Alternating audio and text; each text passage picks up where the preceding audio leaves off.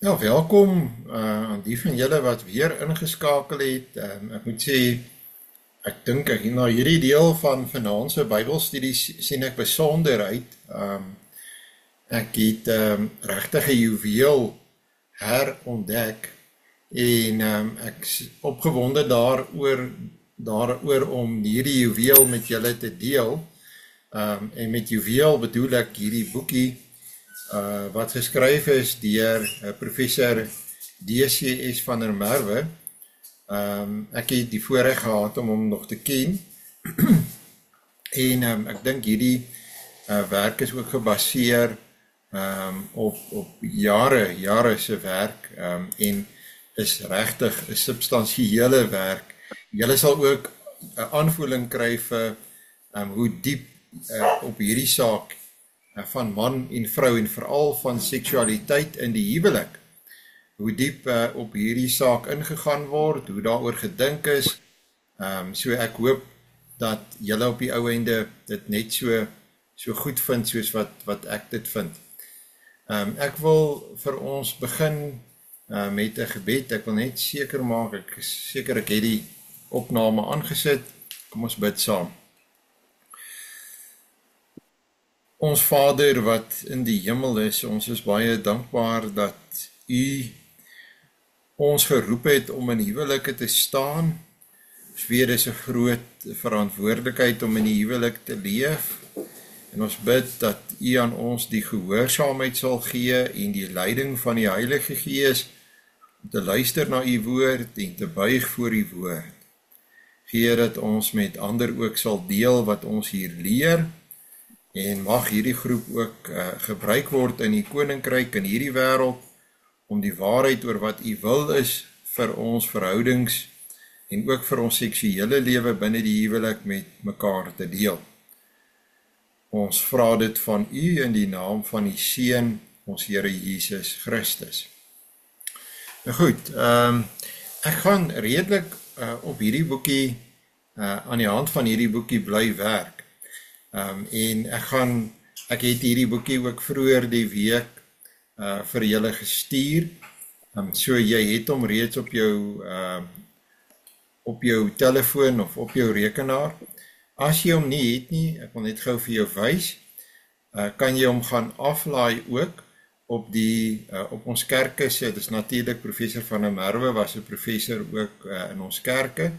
Daar kan julle sien dat oorlede professor Victor Dassenwil het ook die voorwoord geskryf al in 1980. Jy kan die boek ook gaan aflaai en hy word ook versprei deur die Calvin Jubileum Boekefonds.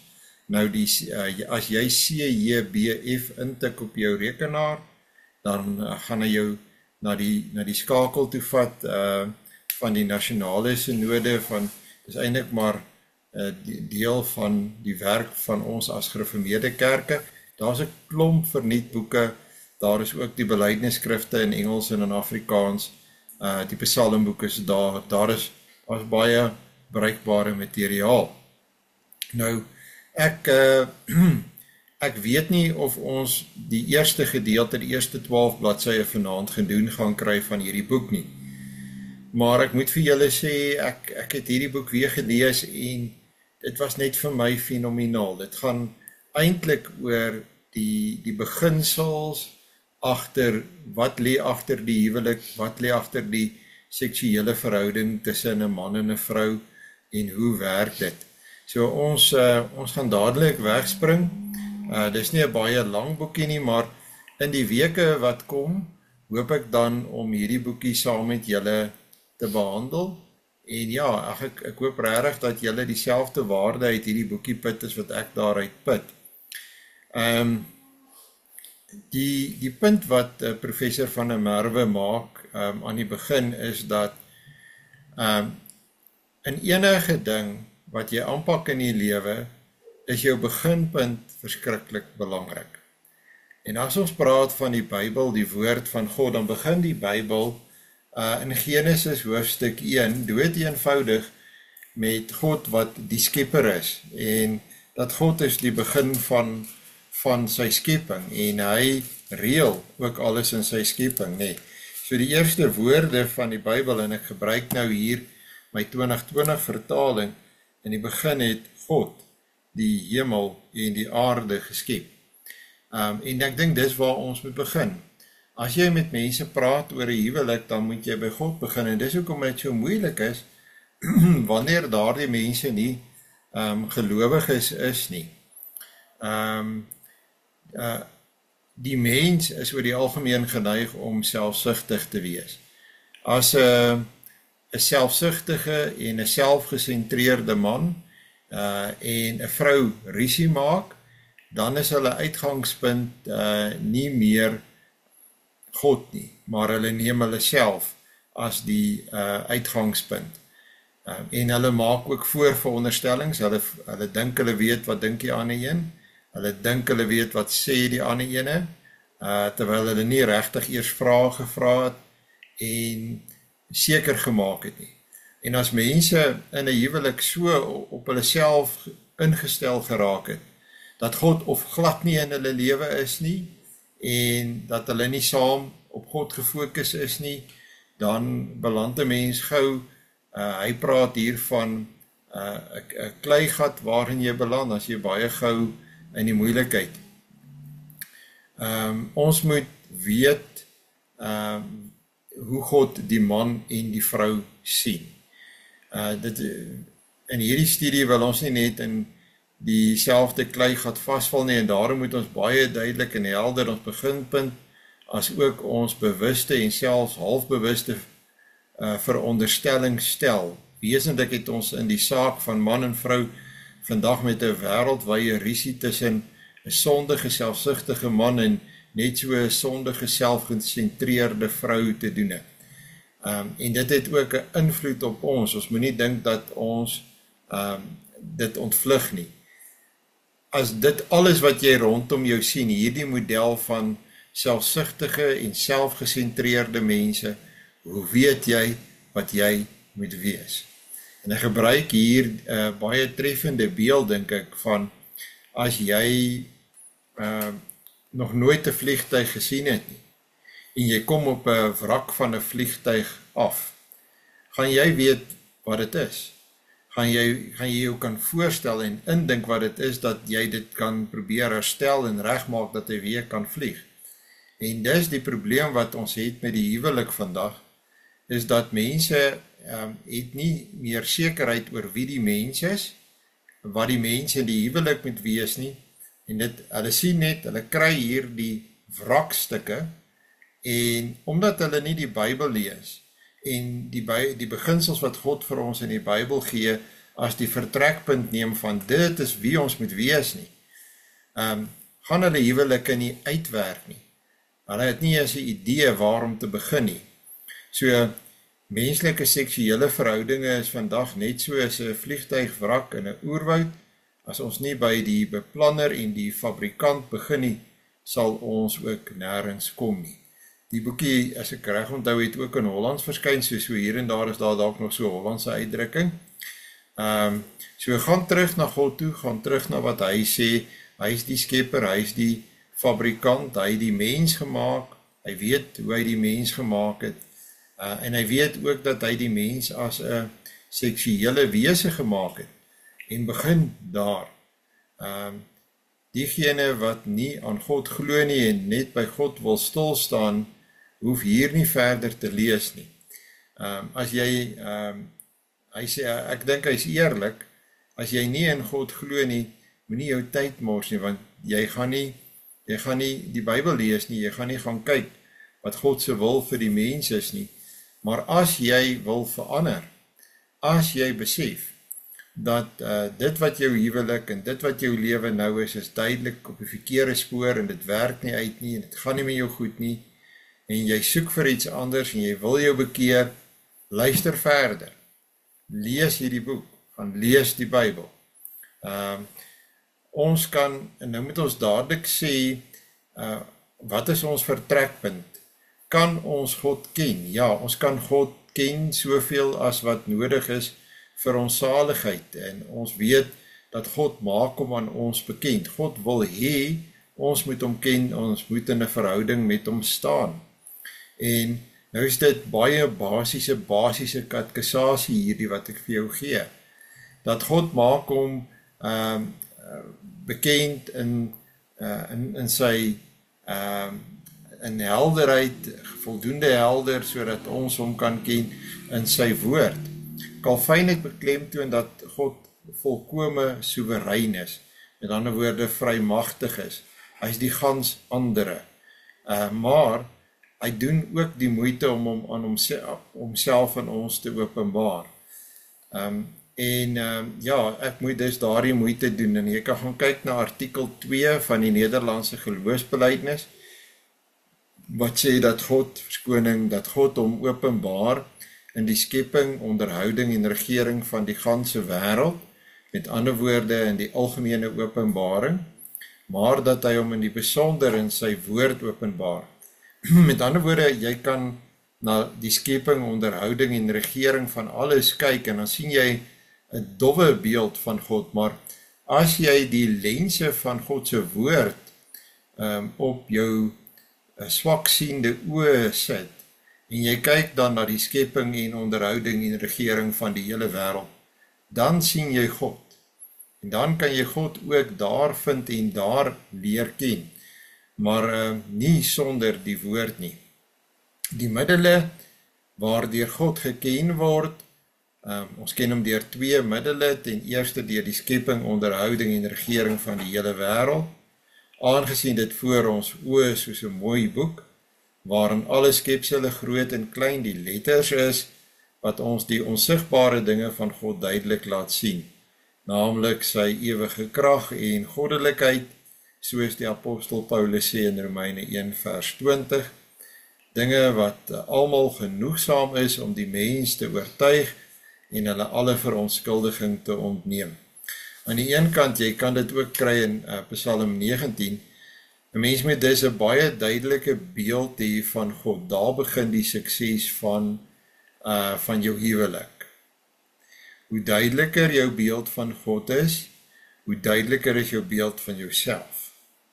En as jy jouself kan sien vir wie jy is in die lig van die skrif, dan kan jy 'n goeie huweliksmaat wees. As jou beeld van God onduidelik is, het jy 'n skewe beeld van jouself, dan is jy 'n baie moeilike mens in jou huwelik. En daarom moet jy hier begin. En is dit ook so dat wanneer ek as 'n predikant mense in die huwelik wil bevestig, dan wil ek 2 gelowiges in die huwelik bevestig, en 'n deel van my tyd in hulle huwelikskategese spandeer ek daaraan om hulle te help om 'n baie duidelike beeld te kry, nie net van wat hulle huwelik moet wees nie, maar in die eerste plek van wie God is en wie hulle is. En dan gee ek hulle enkele beginsels, en daarmee is jy jou hele lewe lank besig. Jy werk die hele tyd daaraan dat jou beeld van God so helder as moontlik bly, so duidelik as moontlik is, sodat jy 'n duidelike beeld van jouself het, en ook van jou huweliksmaat, sodat jou huwelik gesond kan bly. En ek dink dit is basies, maar ek dink nie baie predikers sê dit meer vandag nie. Ek dink nie mense weet dit nie, en hulle hoor dit nie. So ek dink dat op 'n manier is dit alweer 'n unieke boodskap in die wêreld wat vandag, en jy sou dink dit is baie basies. Die grondgedagte wat ons hier moet vashou is dat die Bybel, die woord, die wêreld in tweeërlei sin gebruik, naamlik as God se wêreld wat hy geskep het en nog altyd lief het. Want so lief het God die wêreld gehad, dat hy sy enige gebore seun gegee het, sodat elkeen wat in hom glo nie verlore sal gaan nie, maar die ewige lewe kan hê. Dink julle ken almal hierdie vers, Johannes 3, vers 16, so, God het die wêreld lief, God het jou lief, en hy het my ook lief. Dit is steeds 'n belangrike vertrekpunt om te onthou. Die wêreld het onder die invloed van die Satan gekom, en hy loop daarin rond soos die brullende leeu, soos wat Petrus sê, maar dit bly steeds die wêreld wat God lief het en wat God geskep het, en wat God presies weet, hoe hy hierdie wêreld geskep het en wat hy wil hê hierdie wêreld moet wees. Dis hierdie wêreld wat hy ook herskep in Christus en uiteindelik volkome gaan herskep, en môre gaan ons 'n bietjie meer daaroor gaan verder praat in die Bybelstudie van môreoggend van Openbaring 21. So God, hierdie wêreld is steeds vir hom belangrik. Hy weet hoe dit was, wat hy wil hê. En ek dink ons moet self gaan bepaal, deur die Bybel te lees, wat is God se wil vir die wêreld? Hoe sien hy die wêreld? Hoe sien hy my? Hoe sien hy my huweliksmaat? Dat dit my vertrekpunt is. En nie al die krom en die skeef wat ek aan ander mense se huwelike sien nie, want dis 'n baie groot gevaar as jy ander mense as jou voorbeeld vat. Hoe kan jy onderskei wat om te vat en wat om te los in die lewe van ander mense? Selfs al het hulle baie goeie en mooi huwelike, sê byvoorbeeld soos die van jou ouers, nee. Dit is baie beter om die woord van God as jou vertrekpunt te neem. Goed, so intussen regeer en beskik God alles, en daarom kan ons sy spore en sy werke in die geskiedenis en in die natuur ook raak sien. Die Bybel, jy weet, dis 'n gevaarlike ding wat ek al meer as een keer oorgekom het. Ek dink in 'n groot mate praat ons vanaand oor die Bybel en hoe jy die Bybel moet gebruik. Maar jy kan natuurlik nie alles wat jy in die Bybel lees net so gaan uitvoer met die gedagte maar dit staan in die Bybel. Want jy lees ook byvoorbeeld van heidense praktyke in die Bybel, dinge wat mense gedoen het wat verkeerd is. So jy kan tog nou nie so naïef wees om te dink, dood eenvoudig omdat 'n ding daar in die Bybel staan, vat ek dit en ek kan dit gaan doen, en ek dink dit is seker voor die hand liggend, maar jy sal dink is voor die hand liggend, maar mense neem dit tog baie keer verkeerd, en ek dink hulle neem dit verkeerd, omdat hulle nie die konteks waar 'n ding staan mooi nagaan en gaan kyk waar dit staan, en wat is God se oordeel daarvan nie. 'n klassieke voorbeeld. Ek het 'n vriend gehad wat 'n doktersgraad gekry het op die ou ende by Unisa, en sy hipotese was dat God het glad nie 'n probleem met polygamie nie, met ander woorde dat 'n man meer as een vrou het nie. En hy is natuurlik heeltemal verkeerd. Want as jy gaan kyk na die lewe van die aartsvaders, van iemand soos Dawid, wat ook baie vroue gehad het, en die verkeerde voorbeeld vir Salomo gestel het, dit het geweldige ellende in hulle lewe veroorsaak. Die feit dat hulle nie gehou het by die beginsel wat God gegee het aan die begin, in Genesis, met Adam en Eva, met die instel van die eerste huwelik nie. Die konteks van die skrif moes dit vir hom duidelik gemaak het, dat sy hipotese is verkeerd. Maar uiteindelik in Suid-Afrika gaan alles deur deesdae, en hy is 'n doktersgraad is op die ou ende toegeken. Goed, so daar's 'n baie groot verskil tussen die heidendom en heidense praktyke, en dit wat God se wil is vir die huwelik. Die heidendom oor die wye wêreld het sonder die skrif en die geopenbaarde wet van God op verskillende maniere met die probleem van seks geworstel. En hulle het tot baie verskillende konklusies gekom. En Paulus noem ook van hierdie dinge wat hulle doen as heidense praktyke, byvoorbeeld in Romeine hoofstuk 1. Byvoorbeeld dat mans teenoor mans en vrouens teenoor vrouens ontbrand in seksuele welles. En hy noem dit daar binne die konteks, en hy sê dit is verkeerd. Dit is nie korrek nie. En dit is nie net vir daardie tyd nie korrek gewees nie, dit is steeds vandag nie korrek nie. Dit is 'n beginsel wat God vir ons neerlê in die Bybel. Dit is nie net kultuur bepaald nie. So ons het meer voorbeelde van hierdie seksuele verwildering onder die heidene in die Bybel. Ek dink nie ons neem dit altyd voldoende in ag nie. Dit lyk in elk geval nie of die wêreld om baie daaraan steur nie, want tipies hierdie heidense praktyke wat jy kry in die Bybel en daar beskryf word, kry jy vandag in die samelewing, en dit word al meer algemeen. By sommige godsdienste het daar 'n dualisme ontstaan van sogenaamde heilige mense of priesters wat in die een of ander vorm van wêreldmyding of askese bokant seks verhewe sou word en ander mense wat maar net eenvoudig moes aanteel en hierby die plesier van seks gegeen is. Nou ja, daai opmerking moet jy verstaan, wat hy probeer sê is, hierdie idee van priesters wat nie trou nie, kom eintlik uit die heidendom uit. Dit is wat jy kry byvoorbeeld by die Rooms-Katholieke kerk met die priesters en die nonne wat nie mag trou nie. Nou ons weet wat ter negatiewe uitwerking dit op die wêreld het. Die Rooms-Katholieke kerk is voortdurend besig om verskoning te vra vir die een of ander priester wat 'n kind gemolesteer het of ook nonne en vir die seksuele verwildering binne die Rooms-Katholieke kerk. En steeds na baie jare hou hulle steeds vol met hierdie praktyk wat eintlik uit die heidendom uitkom. Hulle hou nie daarmee op nie en die gevolge is natuurlik 'n geweldige katastrofe vir die kerk en tot oneer van God se naam. Maar daar is ook voorbeelde van Afrikaanse geestelike leiers wat later in hulle lewe uitgevang is dat hulle self op hierdie gebied seksueel ontrou was. En ek gaan nie nou mense by die naam noem nie, ek sou kon, maar dit is baie belangrik dat 'n mens dus hou by die beginsels wat God vir ons in die Bybel gegee het, omdat jy weet en verstaan wat sy wil is. Dis daai punt wat ek probeer maak is, gemaak baie seker dat jy weet wat God sê. Wie is die mens? Wie is hy? Wie is die mens? Wat is sy wil vir die mens as man en vrou in die huwelik? Dit is veral aan die, en ek dink hierdie gedagte is nog baie lewend vandag, dit is veral aan die man gegeen om seks te geniet, omdat die vrou eenvoudig as 'n speelding of 'n aanteelding beskou en behandel is. Nou by die Islam is die plesier van seks in sekere sin verleng tot in die hiernamaals.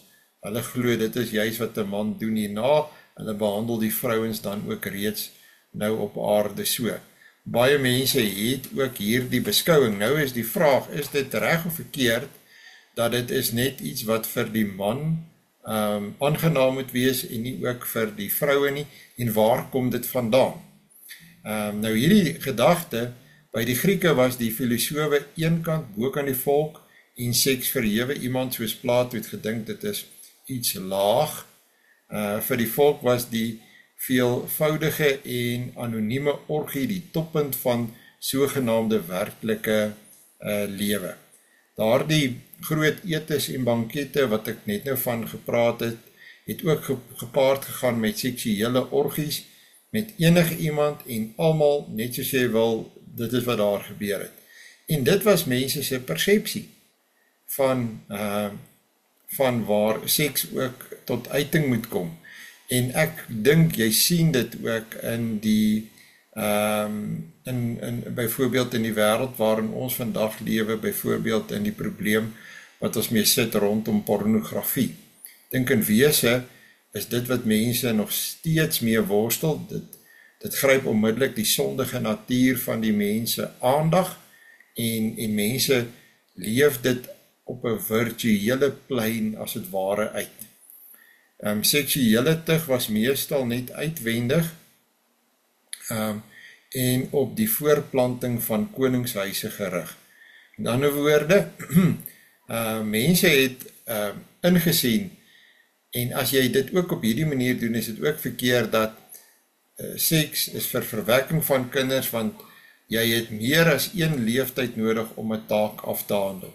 By laasgenoemde mense geteel met die vooropgesette doel van handhawing van mag en gesag in die hande van bepaalde families, en mense het dit in Suid-Afrika byvoorbeeld gedoen om rykdom binne 'n sekere familie of families te hou.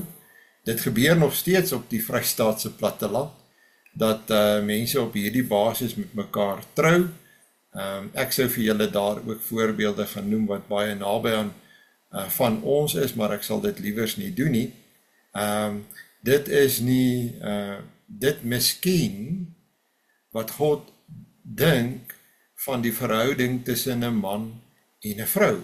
En dis hoekom ek begin het waar ek begin het vanaand, by God. God kan bepaal, hy is vrymagtig, hy is soewerein, en hy het 'n bepaalde vaste gedagte vir man en vir vrou. En in enkele gevalle vind ons in die kuns van die volke die lof en die heerlikheid van 'n bepaalde vrou, bloot ter wille van haar skoonheid en vroulike aantreklikheid, en dan sou jy kry dat mans baie ver gegaan het om uiteindelik hierdie vrou te wen, maar die vrou word dan uiteindelik niks anders te gemaak as net 'n liggaam nie. En jy kry sekere Afrikaanse liedjies, ek dink die liedjie se naam is Ek is lief vir jou lyf, wat presies dieselfde doen. Ek dink ek is reg. Ek kan nou nie die titel onthou nie, ek kyk nou hier na my vrou, of sy die titel kan onthou, maar elke keer as die liedjie speel, dan sê ek vir haar hierdie goed. Die probleem is, dit maak 'n vrou eintlik goedkoop, dat sy is net 'n lyf, sy is net 'n liggaam, en dan kry jy dat wanneer haar liggaam nie meer dieselfde is nie, wanneer sy oud geword het, dan kan mense sê, maar ek hou nie meer van hierdie lyf nie, ek hou nie meer van hierdie liggaam nie, dus ek is nie meer lief vir jou nie. Terwyl dit nie is wat God vir die huwelik bedoel het nie. So, mense moet baie versigtig wees, dit is eintlik dieselfde materialistiese standpunt van die man besit 'n vrou soos wat hy 'n motor sal besit.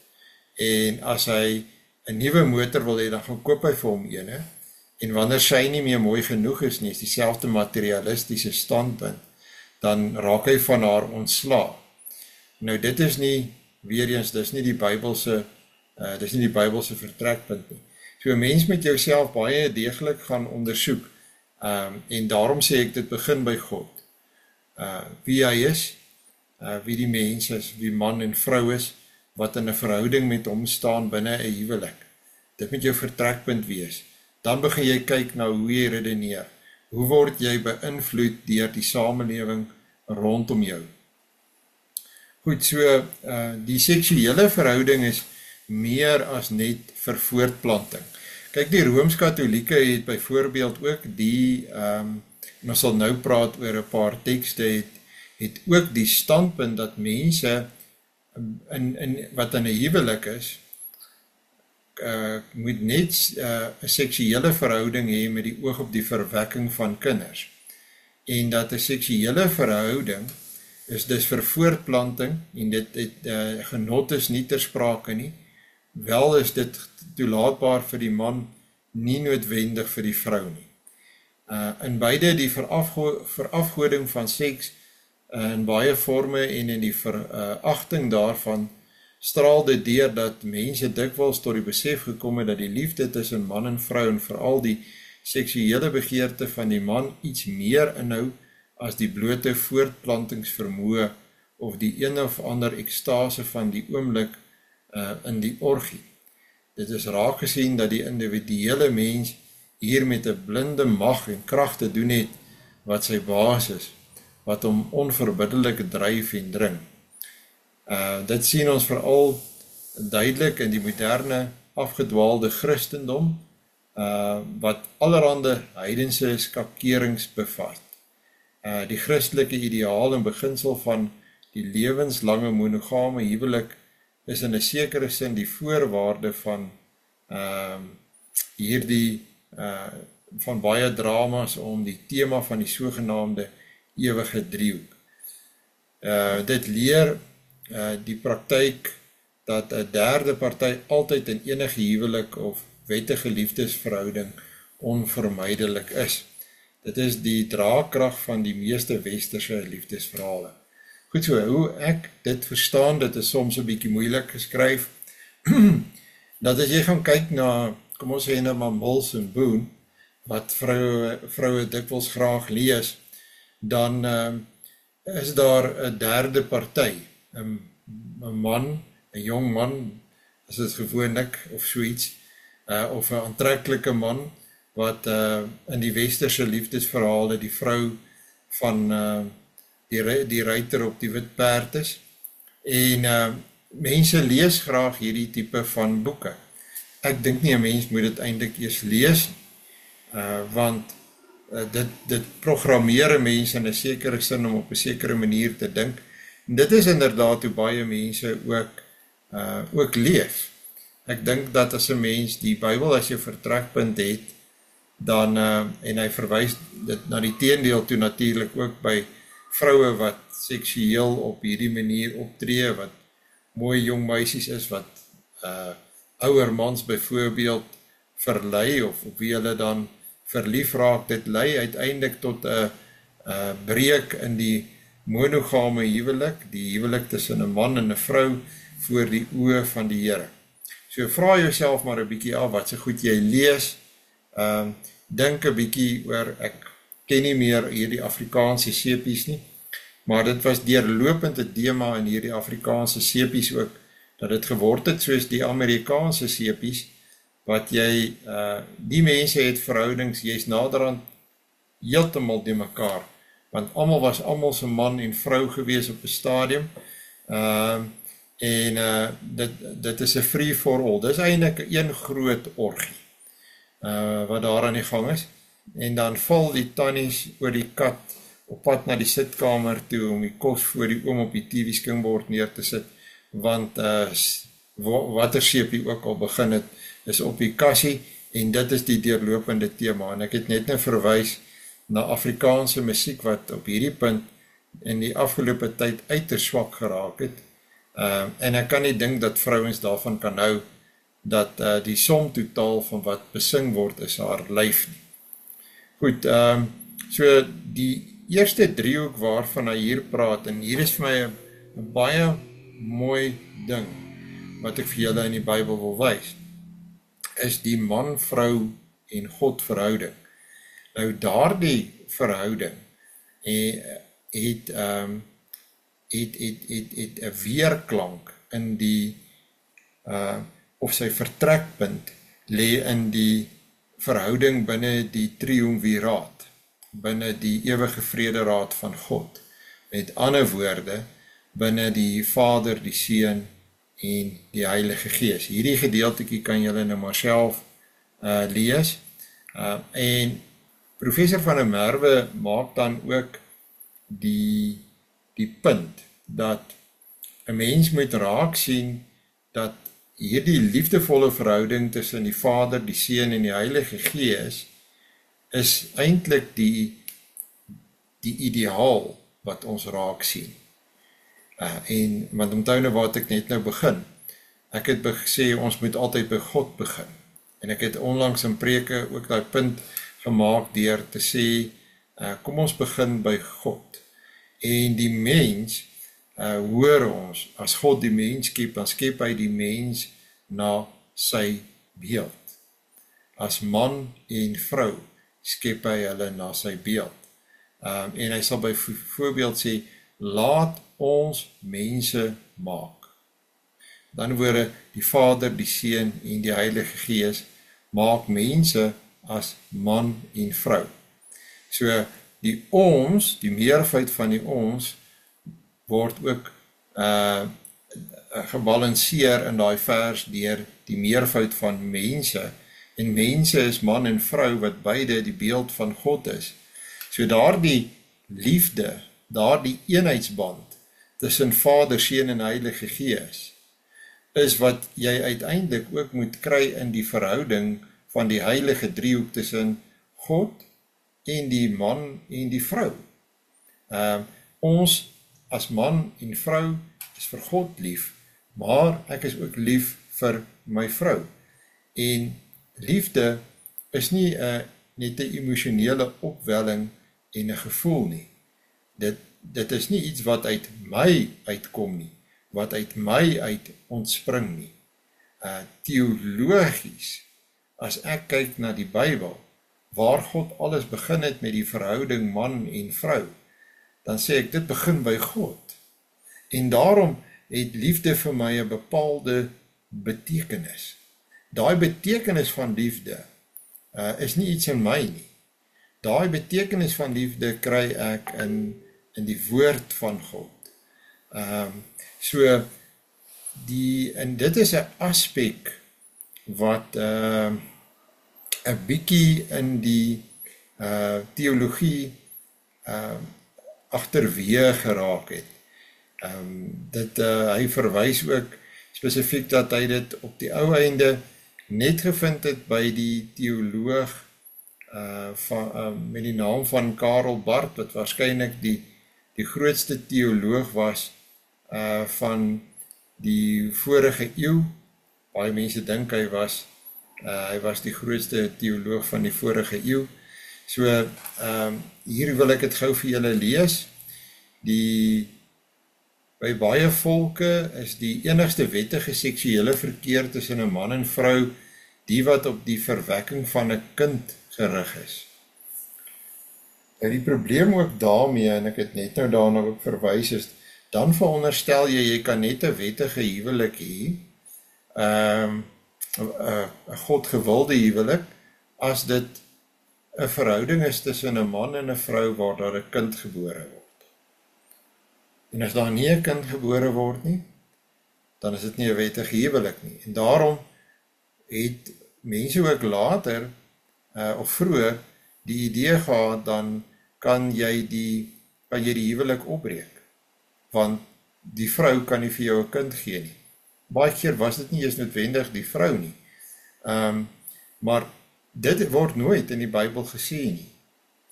So dit is 'n onskriftuurlike gedagte. 'n huwelik is 'n huwelik tussen 'n man en 'n vrou.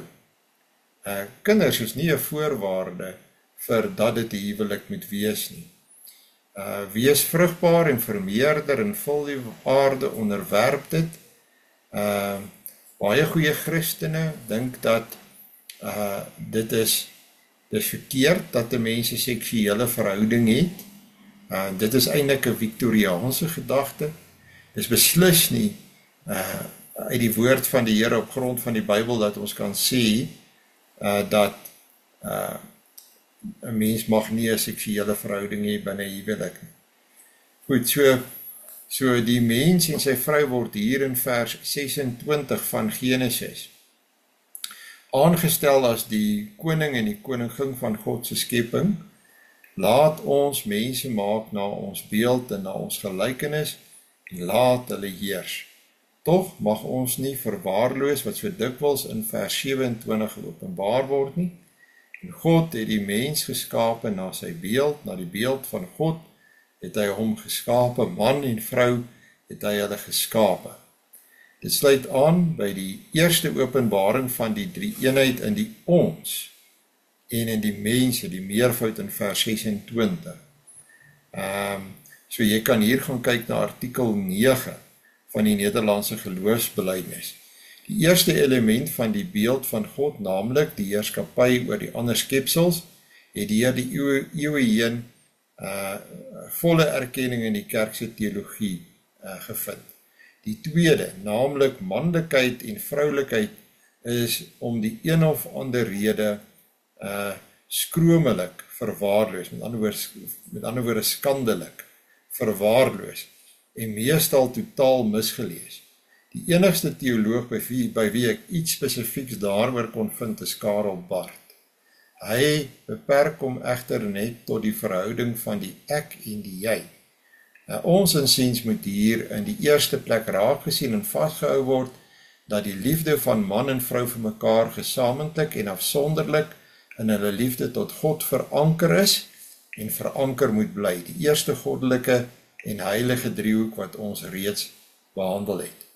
So, daardie driehoek, God, man en vrou, sy anker is in die ander groot heilige driehoek, Vader, Seun en Heilige Gees. Die beeld van God sien ook op die seksuele liefde self. Hierdie stelling mag vir baie vrome en opregte Christene godslasterlik klink. Onder die invloed van baie vrome en seksuele, van baie vorme van seksuele askese en in ons tyd veral van die Victorianisme, het baie Christene daartoe gekom om alle seksuele begeerte en plesier as vuil en sondig te beskou. Terwille van die voortplanting van verbondskinders mag 'n minimum daarvan as 'n noodsaaklike ewel toegelaat word. Daar word nie op gelet dat die 10de gebod nie alle begeerte as sondig bestempel nie. Mense sal byvoorbeeld sê, jy mag nie jou naaste se huis begeer nie. Jy mag nie jou naaste se vrou begeer. So dis die verbodgedeelte. Maar die gebodgedeelte sê, ek mag my eie huis begeer. Ek mag my eie vrou begeer. So ek mag werk vir my eie huis. Ek mag werk om my eie vrou gelukkig te maak. En ek mag bepaald op 'n sekere manier teenoor my eie vrou optree. So ons moet nie net die verbodgedeelte raak sien nie, maar ook die positiewe, dit wat God bepaal, ook die gebodgedeelte. Dit is baie duidelik, maar juis in hierdie duidelikheid impliseer dit net so helder dat jy wel jou eie huis mag begeer en daarvoor mag werk, dat jy wel jou eie vrou mag begeer, liefkoos en vertroetel, met haar speel soos wat Isak met Rebekka sy vrou gespeel het, soos wat ons lees. En ons het dit al gedoen in Genesis 26 vers 8.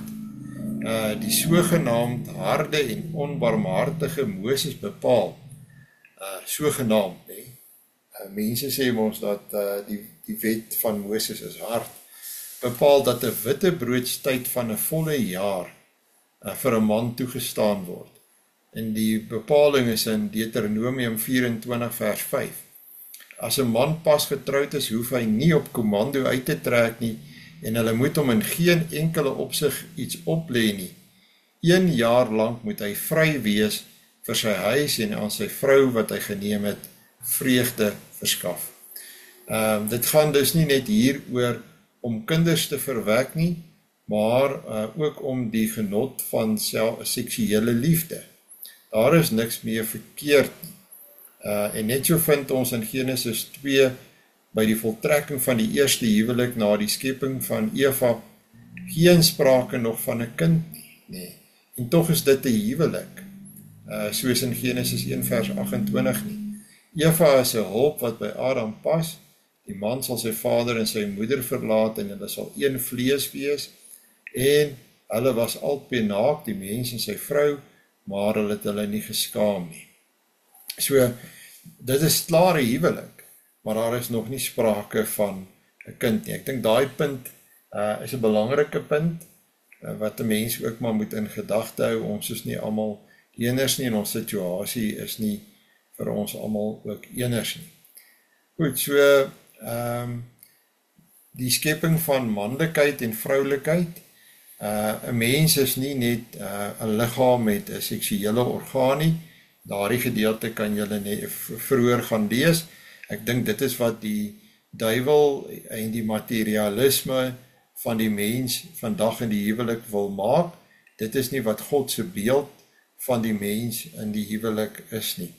Die feit dat die mens manlik en vroulik geskep is, dit het God gedoen voor die sondeval. En God het dus verskillende mense geskep. Hy het vir elkeen 'n unieke rol. So manlikheid of vroulikheid is nie die gevolg van die sondeval nie. En God bepaal die orde, soos wat ons met die eerste Bybelstudie van vanaand gesien het. Hy bepaal die orde en die funksie van elkeen binne hierdie verhouding. Hoekom daar 'n man is, hoekom daar 'n vrou is, en wat jy moet doen in daardie verhouding. Die mens is nie na die beeld van die dier geskep nie. Daar is baie sigbare ooreenkomste tussen die seksualiteit van die mens en die dier. Oppervlakkig beskou lyk dit of die twee eners is. Ons sou dan kon sê dat die mens in hierdie opsig die beeld van die dier vertoon. Allerlei skakeringe van evolusionisme, wat glo dat die mens uit die dier ontwikkel het, is maar al te gou om die menslike seksuele lewe te verdierlik. Baie goeie Christene wat nie aan die evolusionisme glo nie, is gou om te sê dat 'n mens verdierlik het as hy in grove seksuele sondes verval. Met ander woorde, dan sê jy die mens het soos 'n dier geword, dit klink asof jy glo in evolusie. Soos reeds in die voorafgaande aangetoon is daar liderlikhede wat by die sondige mens voortkom. Dit is doeteenvoudig die mens wat geval het in sonde, wat veroorsaak dat ons so optree. Ons moet dit nie verdierlik nie, ons moet dit noem vir wat dit is. Die seksuele misdrywer word nie dierlik nie, maar meer as benede dierlik, as ons dit so mag noem. As jy so in sonde val, dis eintlik 'n belediging vir die diere, om te sê die mens verdierlik in sy seksuele drang. Dis 'n belediging vir die diere, die mens is benede dit wat jy dan by die diere kry. Dis hoe sleg en hoe erg sonde ook op hierdie terrein is. Reaksie teen allerlei miskenninge van die seksualiteit van die mens bring ook hierdie gedagtes van die beeld van die dier en loop dan prakties op totale losbandigheid en permissiwiteit uit. Dit maak die mens wat deur God as koning en koningin geskep is, dan totale slaaf van die ontaarde seksualiteit waarvan daar oorgenoeg voorbeelde in die moderne wêreld is. Die dier se geslagsdrif word deur die natuur en die seisoene as dit ware outomaties gereël. God het dit so ingebou, 'n sekere tyd van die jaar tree diere op 'n sekere manier op, en dis hoekom ons met diere kan teel en met diere kan werk. Maar met mense is dit anderste. Ons moet ook heers oor ons drange. Ons is verantwoordelike wesens wat God geskep het om op 'n sekere manier op te tree, ook met hierdie gawe wat hy vir ons gegee het. En ja, dit is ook vir die uitbou van die mensdom en die groei ook van die mensdom en ook spesifiek van die kerk. Maar 'n mens moet die verantwoordelikheid aanvaar. Met enige gawe wat God vir jou gee, gaan verantwoordelikheid ook gepaard. Jy moet daardie verantwoordelikheid ook opneem. Ek dink 'n belangrike punt is, Paulus het ook net nou gepraat oor engele, en hier is dit weer, engele. Op een of ander manier is beide mens en dier op wonderbaarlike wyse 'n eenheid van stof en gees, wat slegs by die dood verbreek word. Engele is daarenteen net gees, dienende geeste, volgens Hebreërs 1 vers 14. Hulle is nie man en vrou nie en kan dus nie vermeerder nie. 'n Vaste aantal is geskep en hulle getal is vandag nog daar. Hulle sterf ook nie soos mense en diere nie. Die goeie engele het nie in sonde geval nie, maar deur die genade van God in hulle volmaakte geskape staat bly bestaan. Die gevalle engele het duiwels geword en vir hulle is daar geen genade en bekering soos by die mens nie. Duidelik word dit in die eerste hoofstukke van die Hebreërs gestel dat die mens, Jesus, moes kom om die mens te red en dat die mens eintlik hoër as die engel is, hoewel hy as sondige mens tydelik laer as die nie gevalle engele is.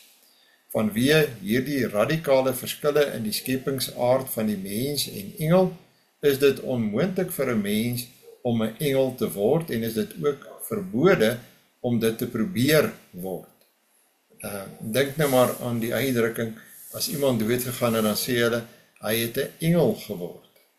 Dis onmoontlik in die eerste plek, maar dit skep die idee van dis waarna toe ek streef, dis 'n sonde, dis verkeerd. 'n Mens kan nie 'n engel word nie. Dit is regstreekse verset teen God se skepingsverordeninge of ordeninge. Enige eerlike poging om dit te doen, misluk baie gou. As hierdie mislukking nie eerlik erken word nie, lei dit tot die slieste huigelary en skynheiligheid. Die Victorianisme is so 'n poging om die mense seksuele engel te probeer maak. Dan word jy lewe en jy verwek net kinders en dis dit, en verder is jy glad nie 'n seksuele wese nie. Dit word ontken, jy word eintlik as dit ware dan 'n menslike engel wat jou seksuele drange onderdruk. Dan is jy 'n engel. So die invloed van die Victorianisme op die wêreld waarin ons lewe en die situasie wat ons vandag inskou in huwelike rondom ons, is geweldig groot. Nee, God het ons geskep, manlik en vroulik, en ook met 'n seksuele drang, en dit is nie net vir die verwekking van kinders nie. Ek dink daai punt is belangrik en ek het hom al gemaak. Ek lees net hier vir julle. Dit lyk, die kind is nie geskep soos man en vrou nie, en is ook nie noodsaaklik vir die liefdes en huwelikslewe nie. Al is dit gewoonlik die gevolg daarvan. Die parallelle van vader, moeder en kind is eerder in die verhouding van God en die skepping te vind, want die skepping is ook nie noodsaaklik nie, net soos die kind dit nie is nie. Beide kind en skepping is produkte van liefde en liefde, maar steeds contingent, bykomstig. Al wat hy probeer sê is, dat 'n kind maak nie 'n huwelik nie. Goed, ek dink die res van hierdie paar paragrawe kan u gaan lees, om saam te vat. Ja, dit is nie seker die maklikste boek nie, maar dit is 'n boek wat ek dink 'n paar nuwe dinge vir ons na vore bring. Ek het regtig 'n paar goed gehoor, as jy mooi gaan sit en dink wat jy veronderstel het, maar nie noodwendig geweet het nie, en nie noodwendig so vir jou gesê is nie. Daar is hierdie driehoekverhouding tussen, in die triumviraat, tussen die Vader, die Seun en die Heilige Gees. Die band tussen hulle is 'n band van liefde. God skep die mens, vanuit sy liefde skep hy die mens, en hy bring man en vrou bymekaar, om in die eerste plek op hom gefokus te wees. As ons op hom gefokus is, sien ons onsself reg, en kan ons goeie huweliksmaats wees. Kinders is 'n uitvloeisel van hierdie liefdesverhouding tussen 'n man en 'n vrou, maar is nie 'n voorvereiste vir 'n huwelik nie. En die seksuele verhouding is nie iets vuil nie, dis nie iets slegs nie, dis nie iets lelik nie, dis nie iets wat vermy moet word nie, dit is nie net daar vir die verwekking van kinders nie. God het ons ook geskep as seksuele wesens, wat hy gebruik dit ook in sy diens, maar dit is ook iets wat in die mense lewe vervulling bring en wat plesier bring en wat dus nie 'n sonde is. Goed, so ons het 'n klomp dinge vanaand probeer begrond. Ons het meestal gewerk met hierdie tekste uit Genesis uit, gaan kyk 'n bietjie weer daarna. Volgende week lees ons verder in hierdie boek. Ek het vir julle almal die boek op julle groep gestuur. As jy hom nie gekry het nie, het ek gewys, jy kry hom by CJBF, jy kan hom daar gaan aflaai, of jy kan net vir my kontak of my vra, en ek stuur hom weer vir jou. Enige vrae of opmerkings?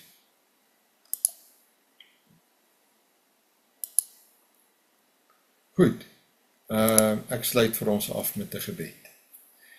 Troue Vader, baie dankie dat U ons as mense so ryklik geseën het, dat U vir ons liefde gegee het, en die vermoë om te kan lief hê, dat ons U kan sien as ons Vader en die Seun en die Heilige Gees, en die unieke, wonderlike, liefdevolle verhouding tussen U, en dat U ons geskep het na U beeld, en dat ons dan ook nou in 'n ander driehoek staan, en dis die driehoek met U, waarin U bo is, en ons staan as man en vrou ook in 'n liefdevolle verhouding met mekaar, en ons verstaan dat hierdie liefdevolle verhouding moet ons uitbou, en dis juist ook wat ons probeer doen, met hierdie Bybelstudie deur tot 'n dieper begrip te kom, 'n beter verstaan, en dat ons ook na ons huwelike sal kyk, en sal kyk waar ons dit kan verbeter, waar ons dit kan regstel, waar ons dalk gewerk het met ou en vooropgestelde idees, wat ons mee groot geword het, of wat ons geërf het van ons ouers. Help ons Here om terug te gaan na U woord toe, en ons lewens werklik te baseer op U woord. Ons bid dat U ons daarin sal lei en sal genadig wees, en ons vra dit van U in die naam van U Seun, ons Here Jesus Christus. Amen. Goed julle, baie dankie dat julle ingeskakel het, ek waardeer dit, ek sal hierdie Bybelstudies eventueel ook vir julle plaas op YouTube. 'n Mooi en 'n geseënde aand, dan ook vir julle